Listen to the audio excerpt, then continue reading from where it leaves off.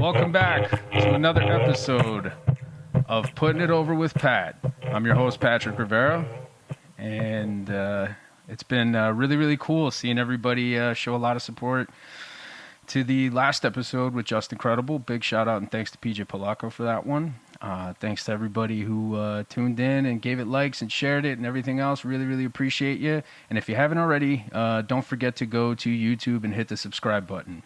But tonight's guest is a friend of mine, someone who I've seen do some pretty unspeakable things in the best and the worst of ways. He is independent professional wrestler Anthony St. James. Ladies and gentlemen, let's give it up for Anthony St. James. Yeah, all right. Yay, round of applause. Hello, it's me. So what's going on, man? How you been? I've been pretty good. Just came back from Vegas, San Diego, L.A., Boston, Tampa. I'm not gonna lie, to this day, I still have no idea how we met.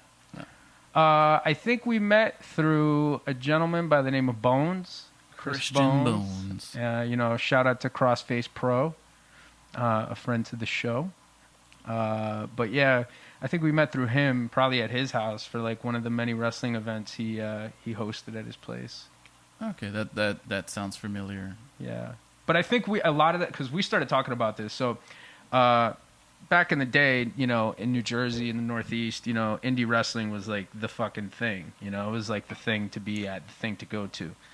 And especially like during the Attitude Era, that was really cool. But even leading up to it, it was pretty interesting. So one of the big indies out here from the area that I'm from in Hudson County, New Jersey, was Jersey All Pro Wrestling.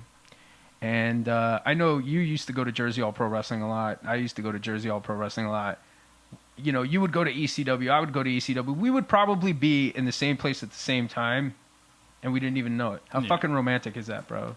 It's fate. It's fate, yo. Like, we were totally meant to meet. So, but yeah, JP was pretty big, and it was definitely something that was special. But before we get to all your jet setting, before we get to all the cool stuff that you do, why don't you talk to us about your earliest memories of wrestling and when you decided to become a professional wrestler?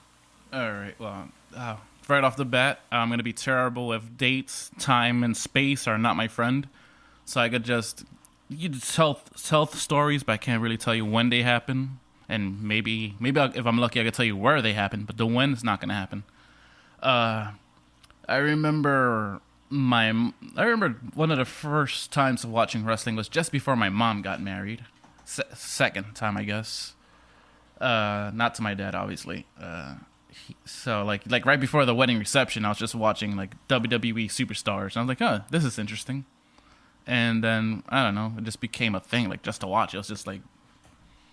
And when I decided, I always, to be honest, like I grew up actually more or less like idolizing people like, this is weird, but I was actually a fan of Vince McMahon, not the character, the actual guy, Paul Heyman, Jim Cornette when he ran Smokey, even Eric Bischoff, and I always loved the whole behind the scenes thing.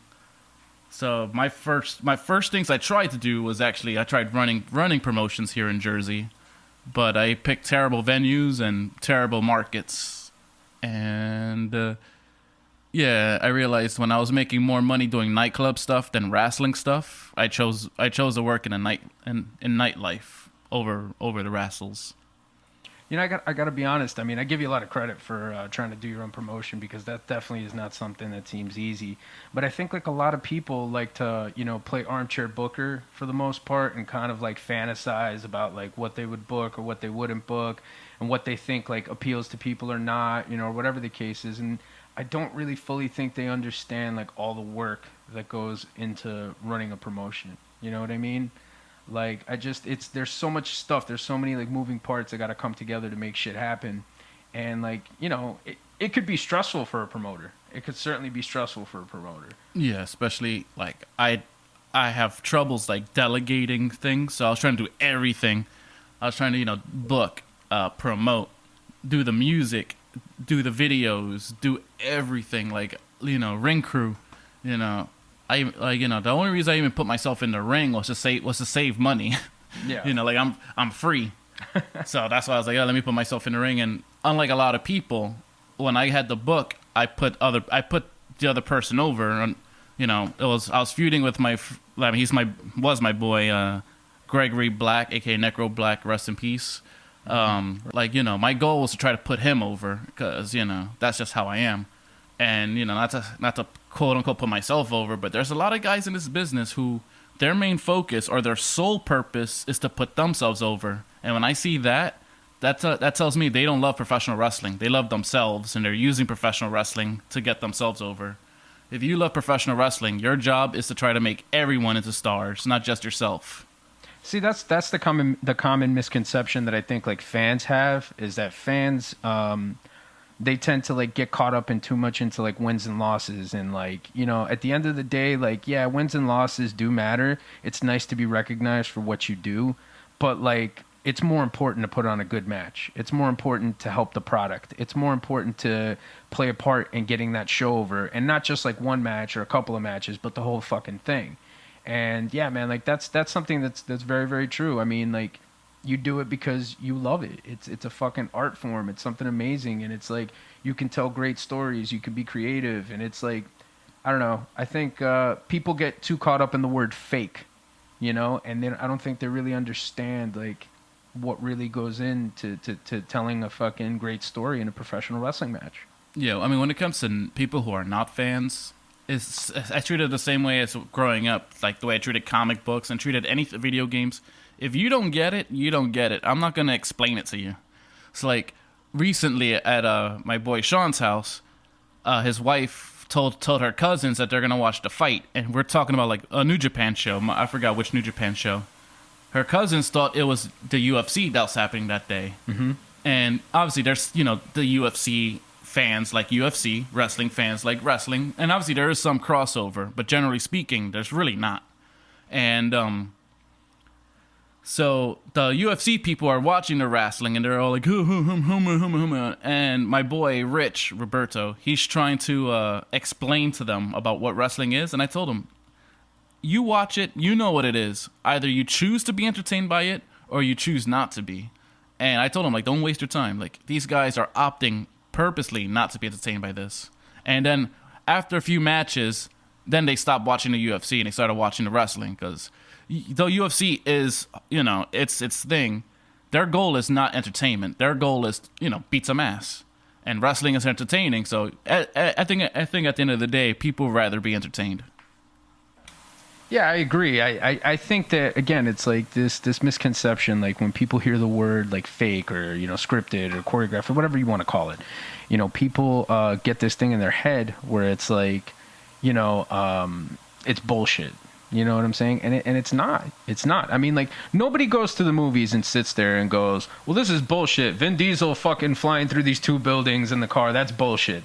You know, that's nonsense. Nobody does that. Nobody goes to see the Avengers and sits there and, like, analyzes that it's bullshit. Nobody, you know, like are you kidding me? Where's Peter Parker's webs going? Who cares? Yeah, you know, like, well, you know, I don't know. I think that's a little unrealistic, getting bit by a fucking spider. It's, dude, you're suspending disbelief. You know, it's you're going there, you're just doing your fucking thing, and like, you're enjoying the entertainment. You know, it's like seeing a Broadway play. It's like, it's essentially a live-action stunt show. That's what pro wrestling is. But it can be so much more at times. But before, you know, we continue with that, when did you finally decide, like, okay, this is where I'm going to go as a pro wrestler, and where did you go and train initially? Well, to actually do that, well, like I said, when I first was trying to run my own promotion, we were actually called, we had two names. First was Revolutionary Wrestling Corporation, but then after that, I wanted to become WE-R, and it was like, I forgot, that was like World's Elite, I didn't want the word wrestling in it. It's like World's Elite Revolution or something. Right. But so that's, I started going to the Bronx and Bronco International. Okay. Who speaks no English and I speak no Spanish. He tried training me, and it was he's an older gentleman who's taken thousands and thousands of bumps, so he's not that mobile. But I will put him over, as you know, he's also his own booker and he makes himself the Hulk Hogan of his company. But that man has so much knowledge, and like he gave me a lot of knowledge for the fact that I didn't even speak his language, and he was teaching me. But like I said, once I folded my promotion, I was like, I'm tired of this. This was actually during the lowest point of my life, where I was like peak alcoholic, peak drug addict. I was like, yeah, I'm just gonna go back to nightclubs and just make my guaranteed 500, 750 a night, versus losing how many thousands per show. So I quit the wrestles. Then a few years later, there's one gentleman, shoot named Thomas Brewington. He lives, I think, in Buffalo. He wrestled at one of my shows as Xavier Fate. He one day decided to just retweet or re-Facebook a post like Chikara's having a free, 1 day free training thing for only 14 people, but it's free, a free tryout. So I was like, yeah, I could do that. So I went. It's Mike Quackenbush and I believe Ophidian and Juan. He changed his name recently, like Juan Carlos Coronado's like the Ecuadorian aristocrat. Mm-hmm. And I was like, I'm not that shabby. So then, I went in with zero expectations. So the next time they had another one of these classes, I went. I had my money cash, but then they're like, the classes didn't fit my schedule. So when they finally fit my schedule, Quack got my money.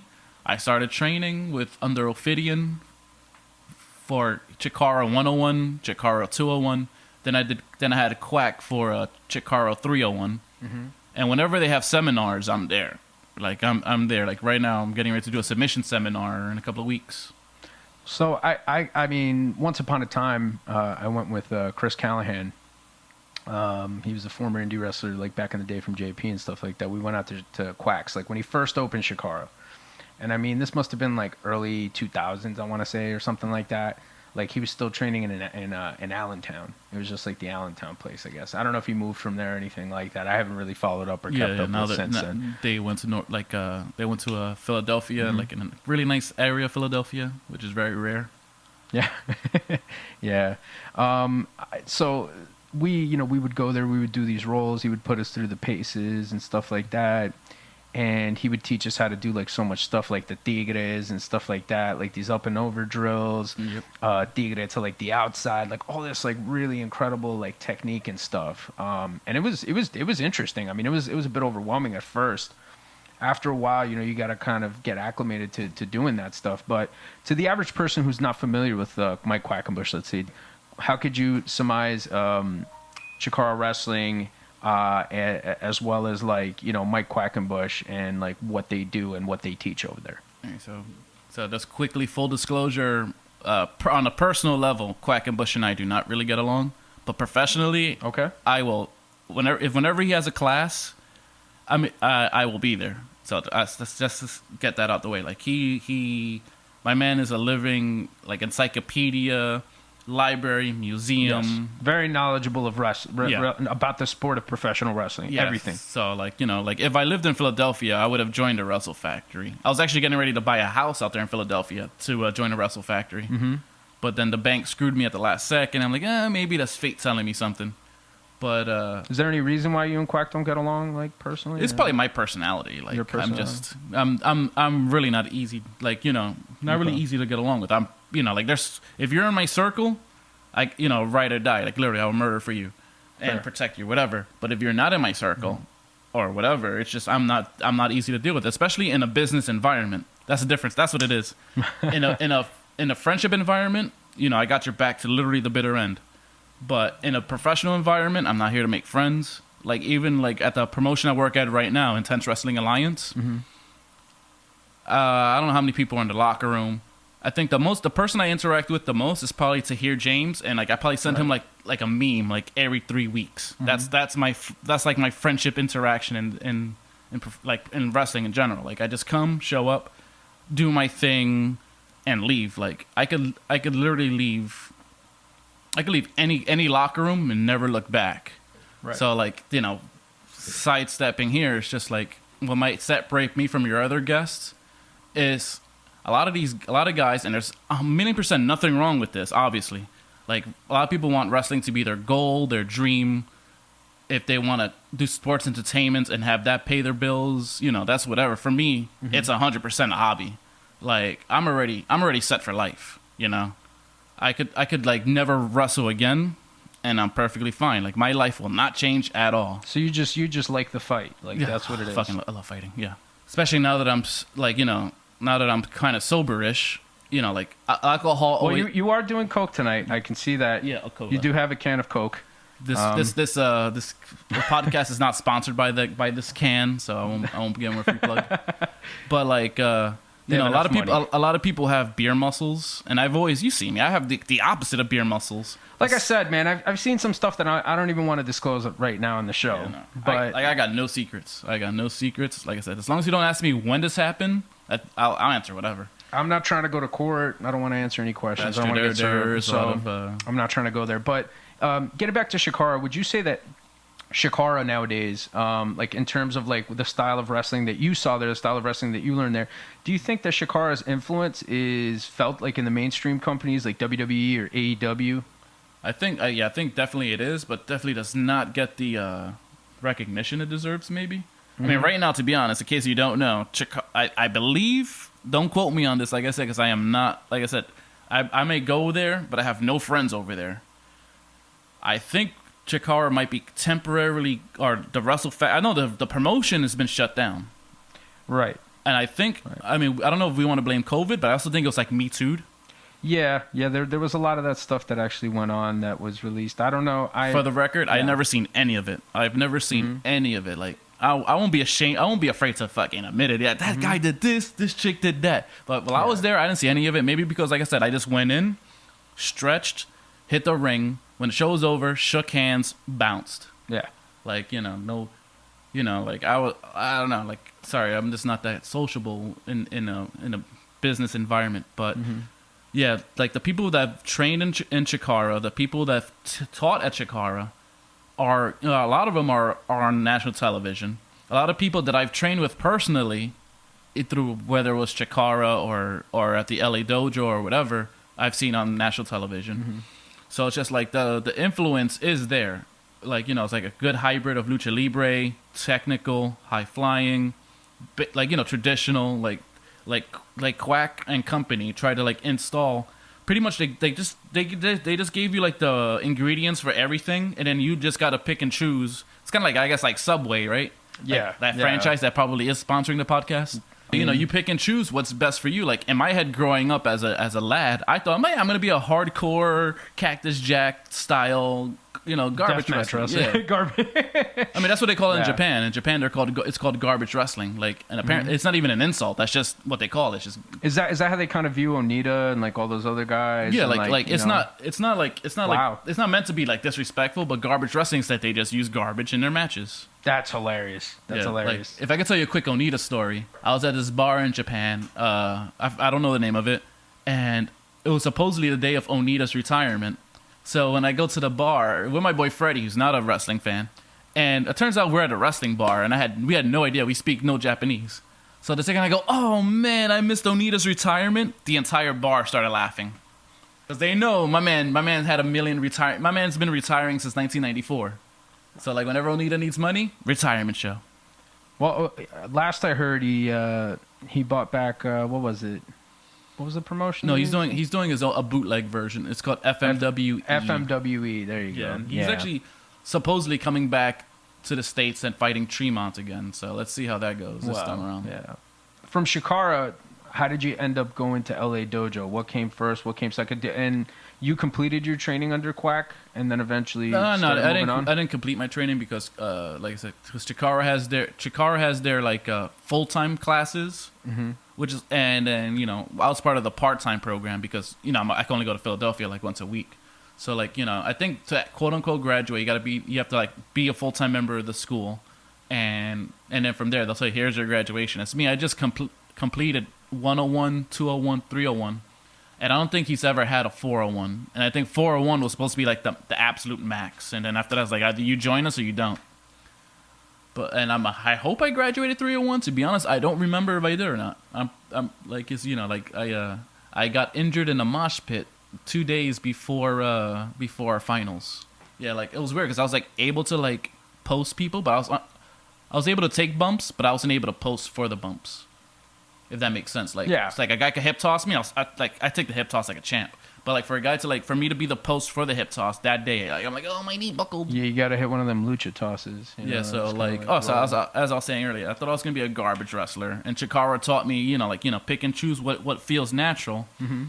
And, with my working at these nightclubs and with my martial arts training, I like to do a lot of, I just was kind of like bad mouthing it earlier. I do a lot of like MMA style. Like I want like half shoot. Like mostly shoot is my style, with a little razzmatazz of lucha on the side. But the problem is, this might get me in trouble, but I don't give a shit because like I said earlier, like I'm podcasting like I got nothing to lose because I really don't. Like a lot of guys that I work with now, they've all been trained in one school, and there's nothing wrong with that. But the problem is like when I try to like hey. In this match, I want to do this, and I'll do something I learned when I was training in England. They look like me, like I'm talking a different language, or or something I learned at the dojo, or I like to learn a lot. I like to train a lot. Both BJJ, Muay Thai.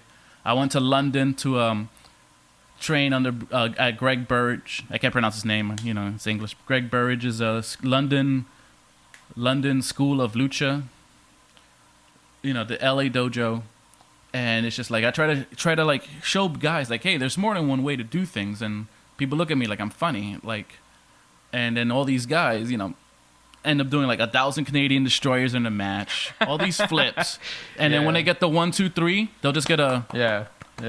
I had a match recently with this guy Yayo the mechanic. I think the high spot of the match was maybe a suplex. Right. And when the finish happened, the crowd, it was either the loudest pop of the night or the second loudest pop of the night. And our like big spot was a suplex. So it's just like, I don't know where I'm getting at. No, not at all. I think you're onto something there.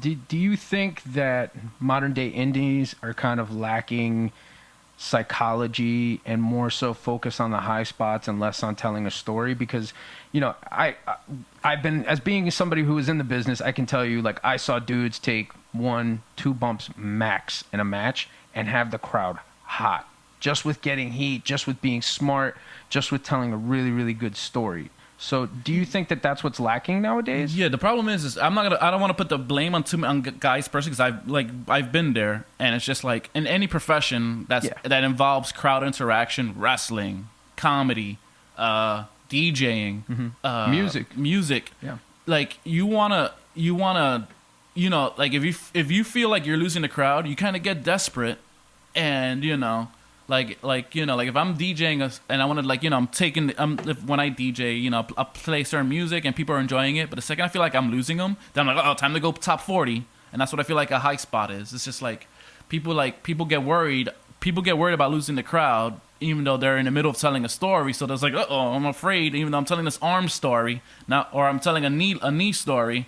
But the crowd is getting quiet. I'm getting nervous. Let me hit like a fucking 450 off the top rope for no reason. And then dude kicks out. Yeah, dude kicks out. So it's just like I understand the nervousness of hearing a quiet audience, because you don't really know what you can't. We're not psychic, but most of us aren't psychic, and it's just like, just tell your story.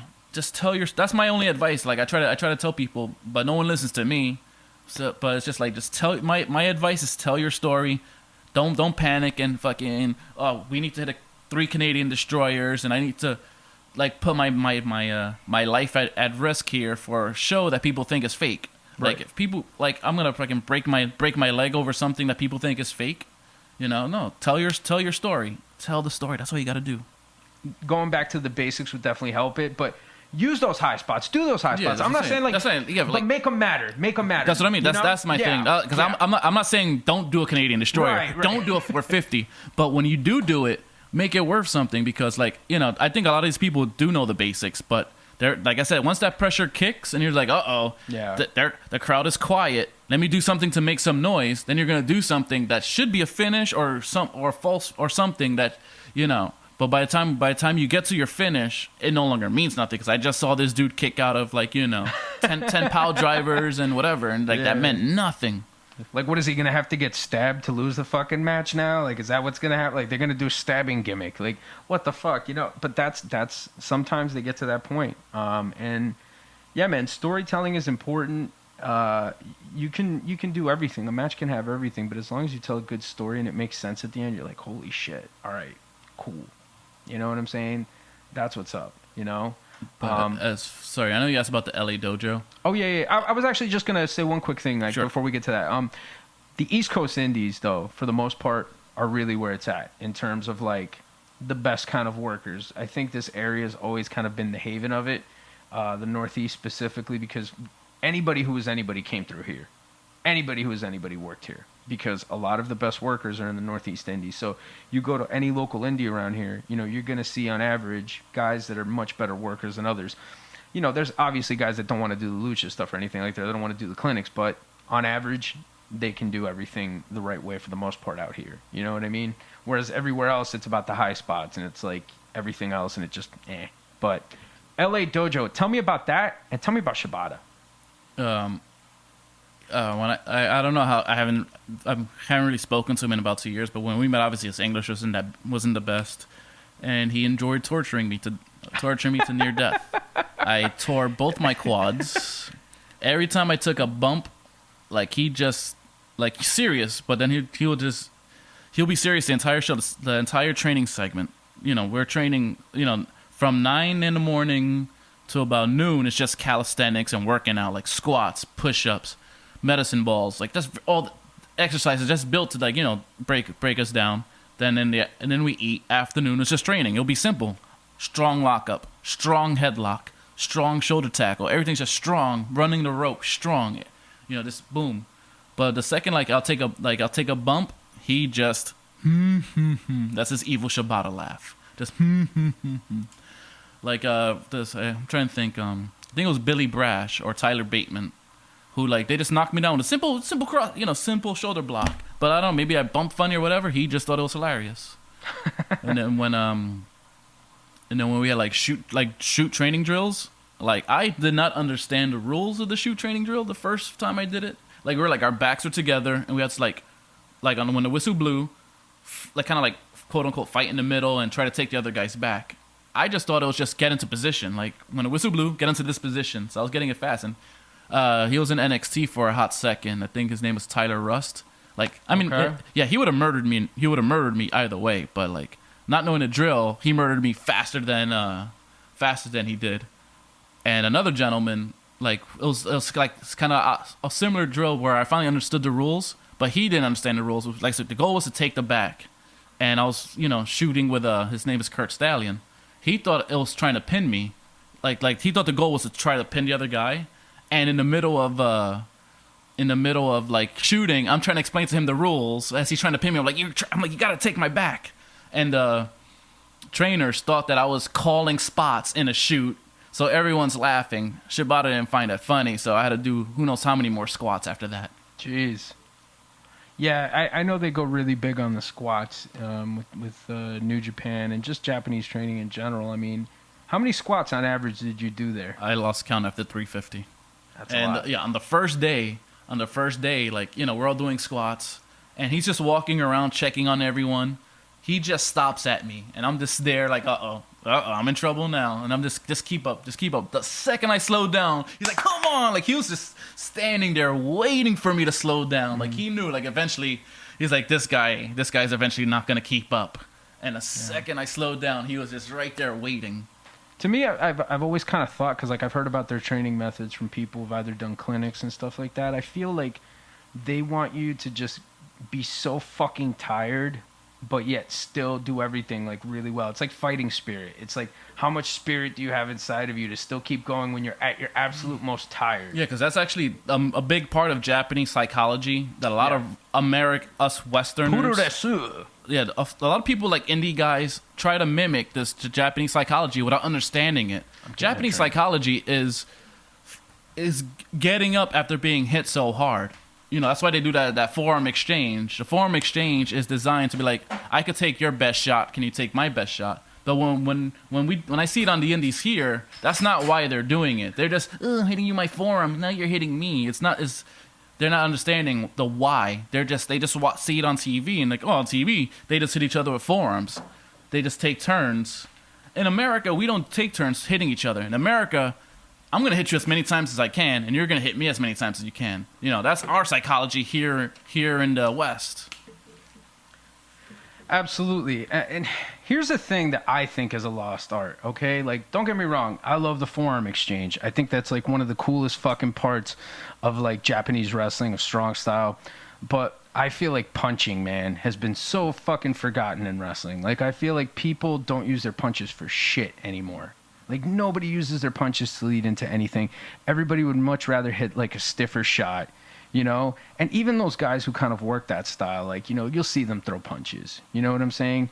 But a lot of stuff is just kind of forgotten, and it goes by the wayside, and they focus, again, so much on, like, the bigger stuff. But anyways, we're not here to sound... I feel like we sound like those guys from the Muppets. Like, the two old guys that are in the fucking balcony over there. Yeah. We sound like them. You are a busy man. This entire time, his phone has been going off. This guy has been winning stuff on cryptocurrency. He's been doing all different types of things here. I don't even know what's going on. Oh, I should check my crypto. But he's making tons of money while this episode is going on, because that's the type of person we're dealing with here in Anthony St. James. Yeah, I mean, like I said, like I could, if Intense Wrestling Alliance never wants to book me again, my life does not change in any way, shape, or form. Even though, like, my next match for this company is against a MAGA nut. I thought, a MAGA nut, huh? He's one of those Trumpers, one of those leftover Trumper dumpers. He's something else. Like, I just went over his Twitter before I even signed on here, and like, I know this is not a political show. I am not a Democrat in any way, shape, or form. I'm not a Democrat either. I'm not a conservative either. It's just, but some people are pretty lost and out there. I think on both sides of the aisle would agree. I mean, right now I consider myself politically homeless because I grew up, I grew up like, maybe because of my dad or whatever. I grew up I like to call a New Jersey Republican. We had Christine Todd Whitman, we had Brett Schundler, Chris Christie. Like, these people, they're not, whatever. They're conservative, but they're not insane. What's happening now? These people are freaking insane. Like, the Republican Party that I grew up with no longer exists. The Republican Party that my dad belonged to no longer exists. Now it's just, right now, I guess since Biden's president, it's Biden derangement syndrome. And I'm like, I'm not a Biden guy. Like, I did vote for him because, the alternative was way worse. But if there was a somewhat sane alternative, I would have probably chosen the alternative. But, I think it started with Obama, like Obama derangement syndrome. Same thing. I was not the Obama guy, But, like, if this what these people are, they just lost their minds. And so now they have me booked against this guy. He's cuckoo bananas. And, they're putting him, he's actually being put on Fox News because this might get me in trouble. He's a black guy who's saying exactly what the conservatives want to hear. So they go, hey, look, we're not racist. This guy's saying it, And it's just like, that's, like, I don't know, man. My grandfather, who's also black, did not fight in World War II, did not fight in Korea, did not have to argue with his wife, even though he lost that argument, to try to get into Vietnam, to have our country hijacked by these loons, Well, it certainly sounds like it's a very intense rivalry between the two of you. And it sounds like it's pretty darn personal. I mean, and let me tell you something. If this promotion, I don't know much about them. I can't say much about them. But I think anybody that doesn't use you is really losing out, especially because of your background, everywhere you've trained, what you've been able to do. I mean, you've gotten in there with some of the best grapplers. Actually, you've been in there with a superstar, a gentleman by the name of Matt Riddle. Tell me about that. Oh, yeah, he's pretty. I mean, for me, he was pretty cool. He, to be honest, I don't think he, just to pull the curtain back even further, in case you guys don't know, Anthony St. James is not my real name. I don't really tell people my real name because of the business, like my lifestyle when I was not wrestling. So, like, I have a hard time telling people my name and giving my information. But Matt, he was cool. He he wanted to practice a new a way to counter the cross arm breaker.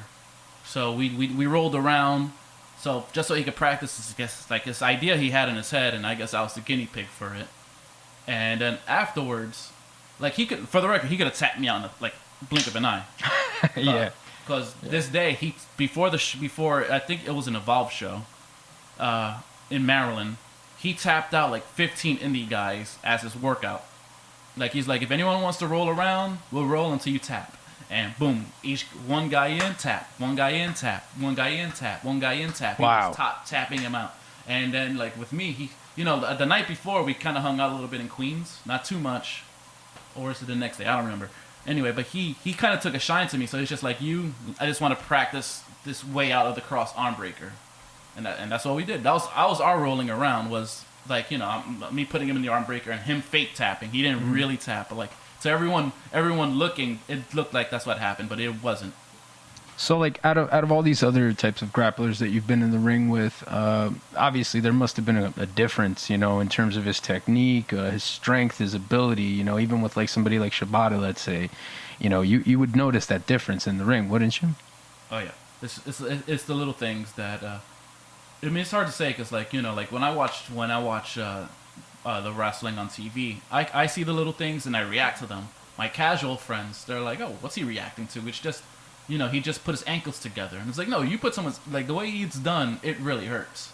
So, yeah, who else? Drew Gulak, rolled with him. He was pretty cool. Very good technician. I'm gonna just start name dropping.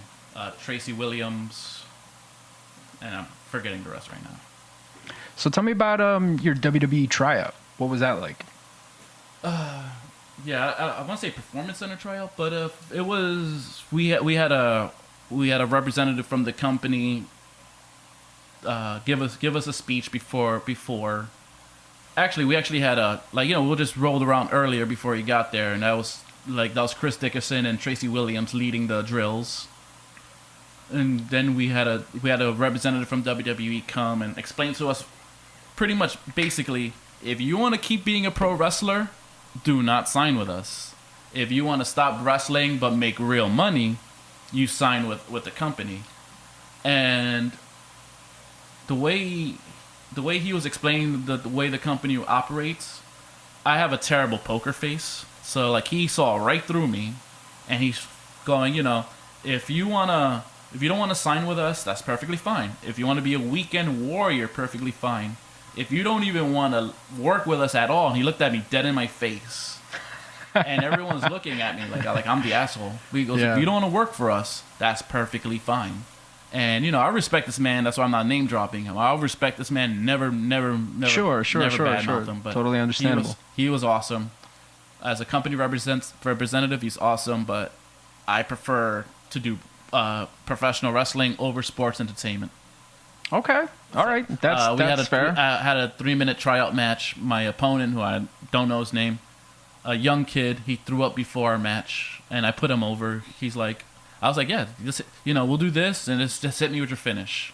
So, aside from the aforementioned gentleman that whose identity you don't want to reveal, who else was there that might be of note that was helping kind of run that tryout?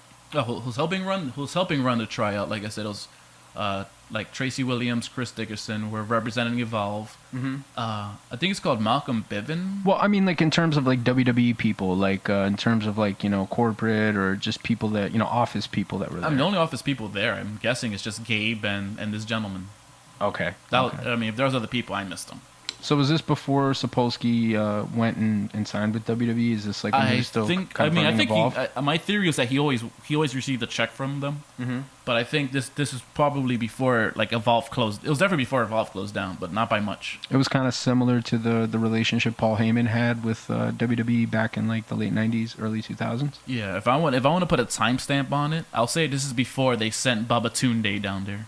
Nice. What a name, man. I mean, I don't know what they're calling him now. I think it's like Commander Aziz or Azif or I don't know, but I mean, I don't know Babatunde is. I just remember hearing that name, like, oh, Babatunde's coming down. I'm like, that's a name, right? That's a hell of a gimmick name.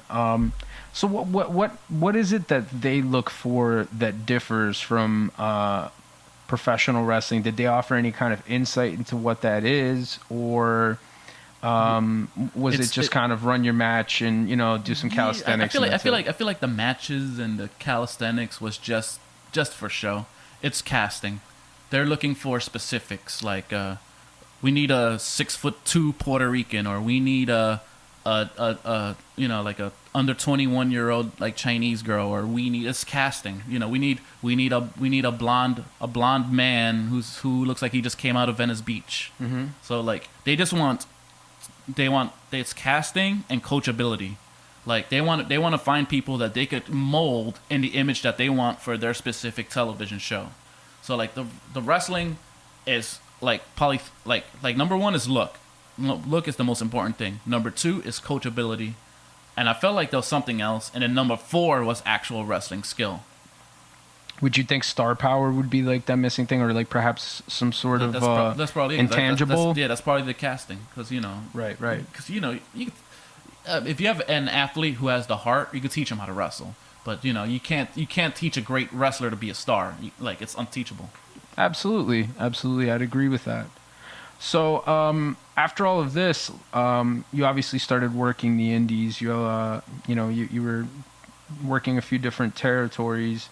Have you held any championships anywhere, or is it too political? I mean, what? It's it's a minute. I mean, my character cares about titles. I really don't give a shit. To be honest, what I did was I went from Chikara, training in Chikara. I met this my boy Ian, who I think he does video games. But I met Ian, and he introduced me to Kaiju Big Battle, that's how I actually got which makes no sense. That's how I got my foot in the WWE door, was through Kaiju Big Battle. So I figure I'll do Kaiju Big Battle for a few years under a mask, so if I ever fuck up in the ring, no one knows I'm in a mask or I'm in a costume. No one cares. I'll be honest, that makes a lot of sense why they would be interested in like Kaiju Big Battle, because they have a guy right now, I think he's the 24/7 champion, this guy Reginald. And the guy used to be in Cirque du Soleil. Yeah. So, like, he's just doing, like, all these crazy acrobatics everywhere. So, like, yeah, I think... And it kind of ties in with the whole entertainment element, because, like... I haven't seen it, but I got to check him out. Yeah, no, he's a really good acrobat. He's a good athlete. I mean, haven't seen too much of him in the ring to really say, but, yeah, like... They're going, like, these different entertainment routes, it seems. You know what I mean? So... Tell me about Kaiju Big Battle, actually, while you actually brought it up there. I love Kaiju Big Battle. It's very simple. I guess sometimes I'm on the writing team, but I think I'm no longer on the writing team because I lost my passwords to get into the book. Like, we have like a group thing, and I lost my passwords. I lost everything. But since we're all in costumes, there's zero politics. They're fucking costumes. So it's not like I want to go over. It's like I'm going to be a different character tomorrow. No, it doesn't matter. Right. So we come up with wacky ideas, and the fans probably have no idea what to drop toe hold. I mean, Kaiju Big Battles taught me a lot more about psychology than anything, because like at a Kaiju show, like I'll hit a guy with a drop toe hold through one of our buildings. It'll get a louder reaction than hitting a double moonsault. So there's a pretty big following for this stuff, huh? It travels all over the place and stuff like that. You've toured, right? Yeah. Like my very first show was in Toronto, and I did exactly what my parents told me not to do. Like I said, Ian, I met him at a parking lot picking up T-shirts for my friend's comedy wrestling show, Extremely Serious Wrestling, which I'm a huge fan of. Cheap plug. Ian adds me on Facebook, adds me to the Kaiju work page, and they just asked, like, we need a body for Toronto. I was just like, I'll go. And they're like, all right, meet us at this van in like this sketchy section of Queens. So the sketchy section of Queens, I just jumped into a van with a bunch of strangers, went to Toronto, had a blast, and I was like, you know what? Wherever you guys go, you let me know and I'm there. Nice. That's pretty awesome. So how long have you been working for Kaiju Big Battle now? Time and space, man. Time and space, I can't. Time and space? Makes sense. Goes along with the product and stuff I remember places, but places I have a better time reminding. But like when did I first go to Chikara? It could have been 2 years ago. Could have been 6 years ago. I have no idea, man. Who's your dream match? If you could pick one person that you would work, who would be your dream match? Minoru Suzuki. Wow, Minoru Suzuki. Man, you are not fucking around. Yeah, that's a pretty intense character to pick as your dream. We hung out at a Halloween in Tokyo a few years ago.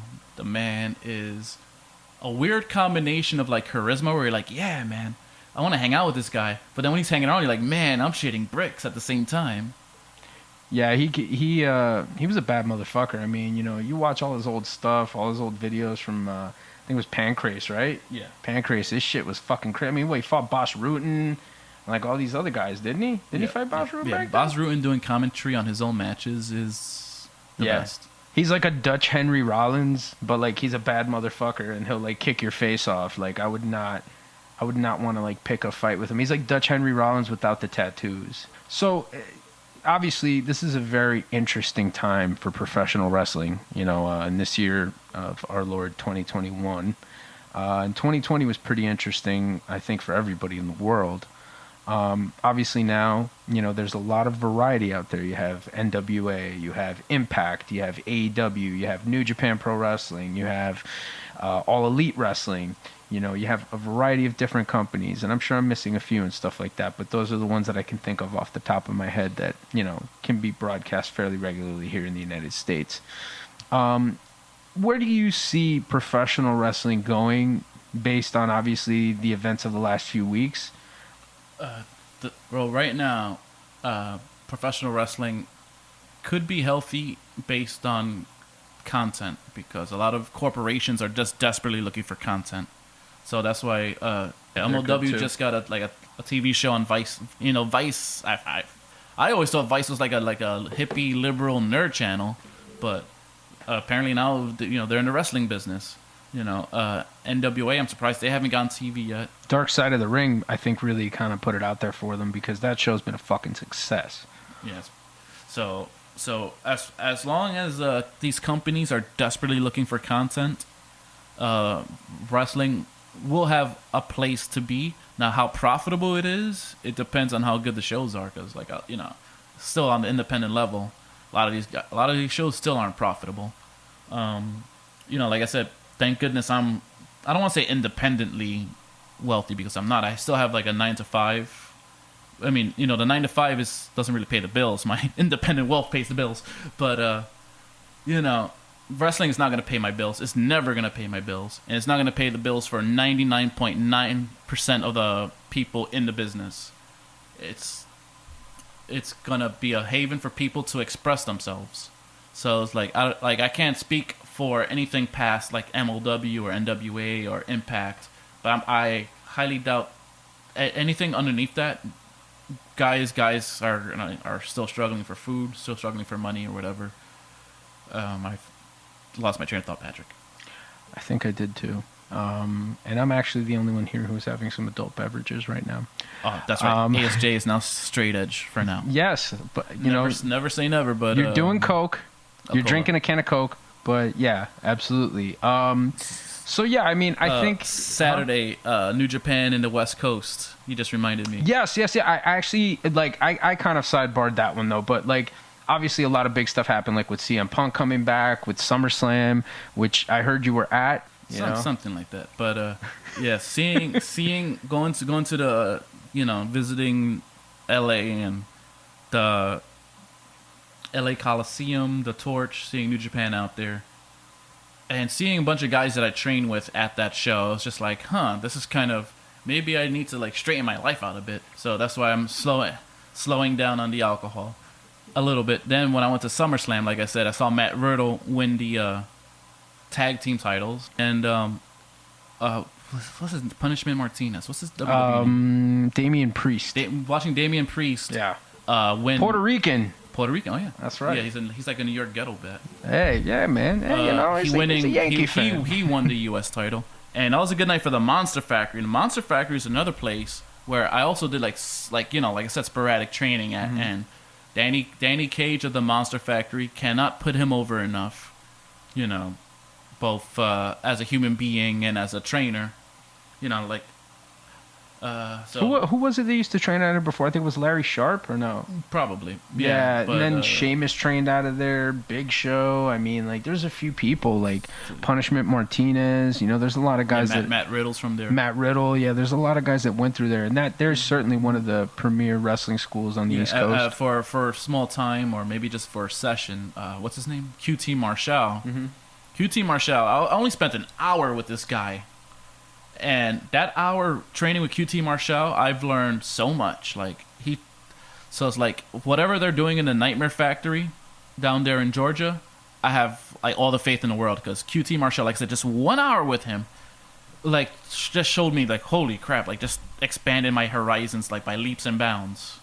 Like working with Quack, like I learned how to do so many like submission moves and like, you know, ring stuff.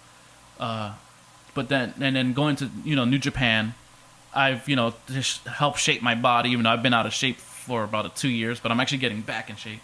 Last 2 years I was out of shape for personal reasons. Then, you know, at the in London, you know, they showed us like the British style, but like I said, 1 hour QT Marshall, just psychology wise, just boom, just like mind blown. So like that Nightmare Factory that they have down there in, I believe it's in Georgia. That's they're gonna produce so many great talent out there.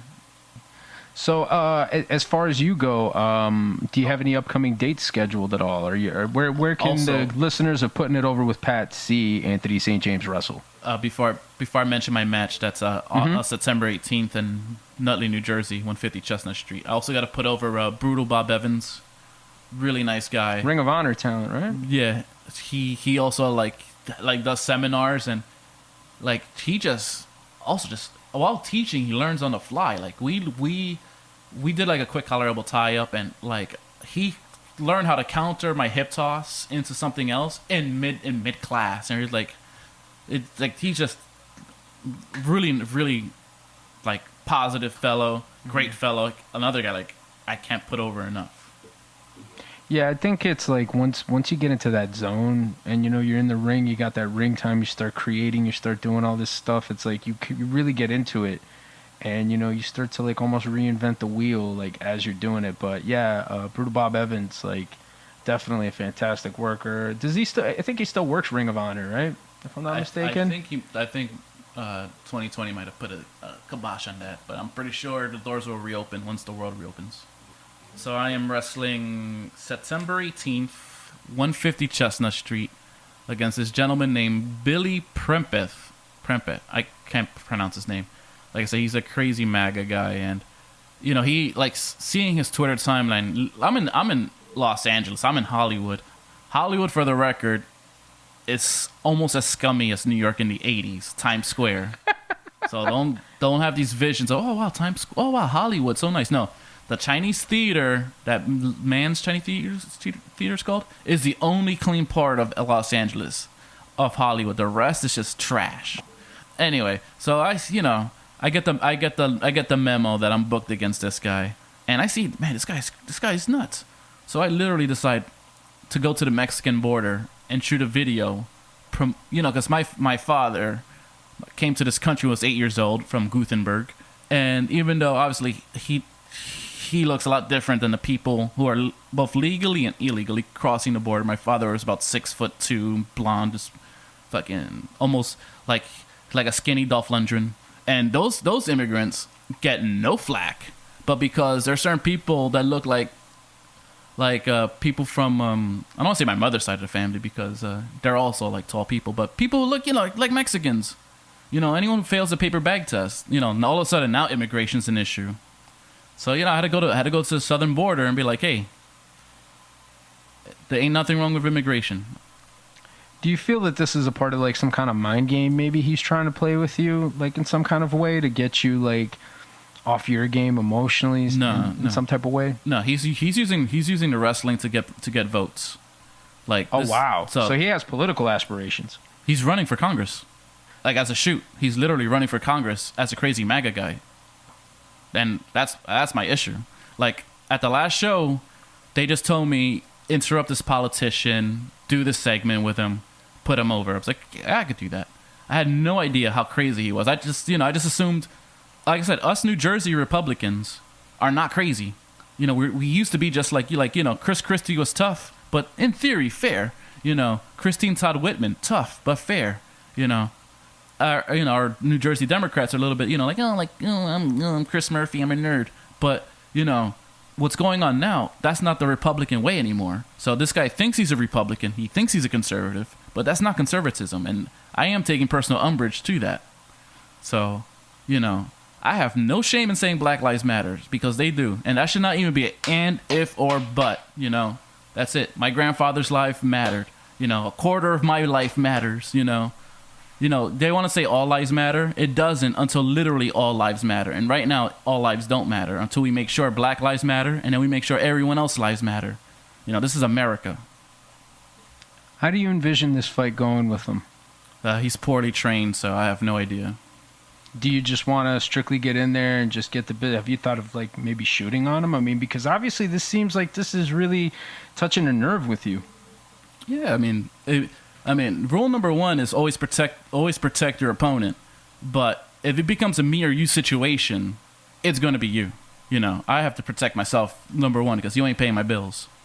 And the name of the company is Intense Wrestling? Intense Wrestling Alliance. It sounds like you're certainly putting the intent in Intense Wrestling Alliance. So before we go, I'd like to ask you just a couple more questions.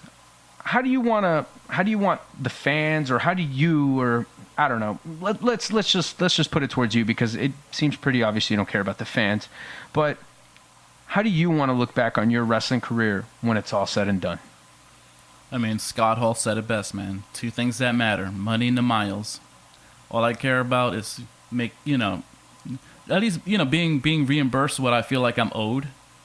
You know, it's not a necessity, but I'm like, hey, this is what I'm worth. Always know your worth. That's what I always teach my lady friends. Know your worth. Got that from Mika Brzezinski, daughter of Anyway, and I just want to it's the memories. It's the memories that matter to me. You know, like, oh, the time we went to Pittsburgh and turned this club into a limbo competition. We literally had everybody in this one club limboing. You know, like crazy things like that. Like, everyone's doing the limbo, and then when my boy did the back bump, like, oh, I can't limbo. He did the back bump, and we stomped the shit out of him. You know, those are fun memories, and that's what's important to me. That's what I'm saying. Like, to be honest, like I said, the wrestling, I could never wrestle another match in my life, and nothing's gonna change, because I'm still gonna have those memories. I'm still gonna have a blast living my life. I love it, but I don't need it. I mean, I think it's the passion, though, somehow, that still keeps you going. And I think you really like the fight. And I think you need that. But, I mean, that's just my observation. I could be wrong. You know what I mean? I certainly feel that you're quite the character. You're kind of like the Chuck Norris facts kind of guy. I mean, I had heard a rumor that you got struck by lightning once and you survived. I don't know. I'm not going to really get into that, though. The lightning literally struck my rooftop, and, like, if there was no roof, I would have died. Wow. Like, for real. Like, literally, like, the second lightning struck, and, like, I had to get a brand new roof. I don't know what else to say after that information, but do you have anything that you would like to plug? I mean, right now, I am going to reboot my podcast. It's World Championship Cinema. I just got to, fix up my studio is not gonna look like this at all. It's just gonna be like a one cheap ass microphone. But World Championship Cinema, where we talk about movies and that have something to do with professional wrestling, whether it's about wrestling or stars a wrestler. So It could be I did one episode about Nacho Libre. I hate that movie. Then we did one The Wrestler. But like, even if it stars like Roddy Piper, like They Live, like I want to do an episode about They Live. Ladies and gentlemen, Anthony St. James, you know where you can see him. You heard where you can hear him and see him and all that other stuff. Looking forward to Twitter. Seeing you, on the podcast. Oh, yeah, you want to plug your social media, man? Yeah, let me do my social media. Come on. I think I'm ASJ Wrestles on a Twitter. Okay. It's important to get the Twitter. Yeah, I'm learning. And the Instagram. The Instagram is Anthony St. James. Anthony St. James. And I'm pretty sure Facebook's the same. All right. I don't have a TikTok. I'm not giving the Chinese government my information. If anyone's stealing my ID, it's the American government. That's certainly interesting. Well, Anthony St. James, thank you very much for being on the show. I appreciate it. And hopefully we look forward to having you back on somewhere down the line. And you can watch me drink some beers while you finish your soda and stuff like that. I also would like to end this show by dedicating this show today to the memory of my friend Ankit Vijay Shah. Ankit, may you rest in peace. We're going to miss you, pal. And tune in next time to listen to Putting It Over with Pat. I'll be announcing my guest sometime soon. But y'all take care and keep on keeping on. Support indie wrestling, support professional wrestling, and I'll be talking to you soon.